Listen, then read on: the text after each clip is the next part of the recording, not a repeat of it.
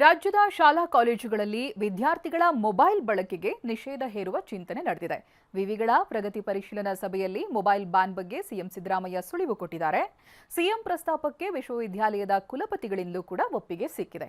ಯುವಕರು ಡ್ರಗ್ಸ್ಗೆ ಬಲಿಯಾಗ್ತಾ ಇದ್ದಾರೆ, ಮೊಬೈಲ್ ಗೀಳು ಹೆಚ್ಚಾಗ್ತಾ ಇದೆ. ಹೀಗಾಗಿ ವಿದ್ಯಾರ್ಥಿಗಳು ಮೊಬೈಲ್ ಬಳಕೆ ನಿಷೇಧಕ್ಕೆ ಚಿಂತನೆ ಆಗಿದೆ. 16 ವರ್ಷದೊಳಗಿನ ವಿದ್ಯಾರ್ಥಿಗಳಿಗೆ ಮೊಬೈಲ್ ಬಳಕೆಗೆ ಕಡಿವಾಣ ಹಾಕಬೇಕು. ಕೆಲ ದೇಶಗಳಲ್ಲಿ ಇದು ಈಗಾಗಲೇ ಜಾರಿಯಲ್ಲಿದೆ. ಇದಕ್ಕೆ ನಿಮ್ಮ ಸಲಹೆ ಏನು ಅಂತ ಸಿಎಂ ಪ್ರಸ್ತಾಪಿಸಿದ್ದಾರೆ. ಈಗ ಇದನ್ನ ಮಾಡಬೇಕು ಅಂತ ಯೋಚನೆ ಕೆಲ ಅನೇಕ ದೇಶಗಳಲ್ಲಿ ಮಾಡಿದ, ಆಸ್ಟ್ರೇಲಿಯಾದಲ್ಲಿ ಮಾಡಿದ್ದಾರೆ, ಯುರೋಪ್ ಕಂಟ್ರಿಗಳಲ್ಲಿ ಕೆಲವು ದೇಶಗಳಲ್ಲಿ ಮಾಡಿದ್ದಾರೆ.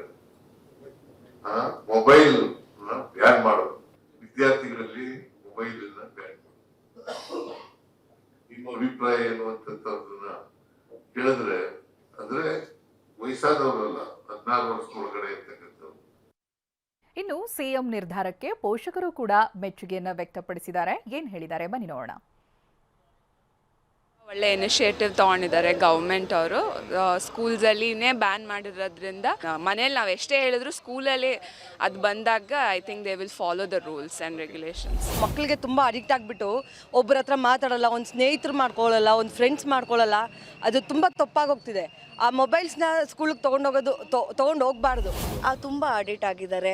ಈಗ ಎಲ್ಲದರಲ್ಲೂ ಏನಾರ ಒಂದು ಕ್ವಶನ್ ಗೊತ್ತಾಗಲಿಲ್ಲ ಅಂದರೆ ಗೂಗಲಲ್ಲಿ ನೋಡೋದು, ಇದು ಮಾಡೋದು. ಈಗ ಆದರೆ ಹಿಂಗೆ ಮಾಡಿರೋದ್ರಿಂದ ಸ್ಕೂಲಲ್ಲಿ ಏನು ಹೇಳಿದ್ದಾರೆ ಅದರಿಂದನೇ ಅವರು ಓದೋದು ಇದಿರುತ್ತೆ.